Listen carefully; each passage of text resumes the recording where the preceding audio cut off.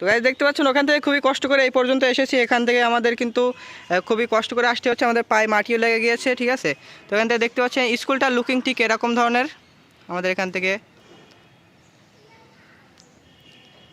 তো দেখতেই পাচ্ছেন এখানকার অবস্থা। আর এখানে আমাদের সামনে যে দেখতে পাচ্ছেন পিছনের সাইডে এখন এই স্কুলগুলো কিন্তু এখন পরিত্যক্ত, এখানে এখন ক্লাস নেওয়া হয় না, একেবারে ভেঙে চুরে গিয়েছে। এখানে দেখতে পাচ্ছেন কিছুদিনের ভিতরে কিন্তু আমাদের মাটিগুলা বসানো হবে, তখন দেখতে খুবই সুন্দর লাগবে, আপনাদেরকে সেই লুকিংটাও দেখাবো।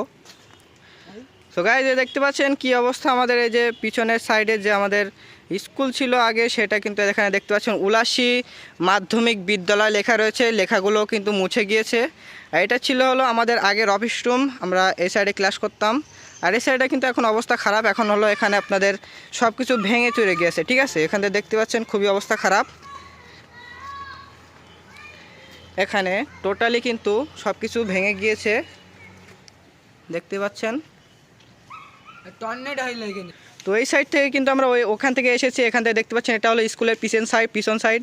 এবং এখান থেকে দেখতে পাচ্ছেন আমাদের কিন্তু উলাসীর যে খালপাড় আছে আর কি, সেটা এখান থেকে যে আমাদের দেখতে পাচ্ছেন কত সুন্দরভাবে দৃশ্য, লুকিংটা খুবই সুন্দর।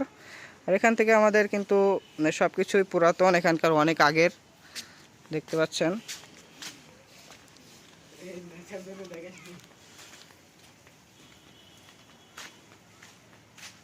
টোটালি একেবারে নষ্ট হয়ে গিয়েছে রুমগুলো, এখান থেকে দেখতে পাচ্ছেন।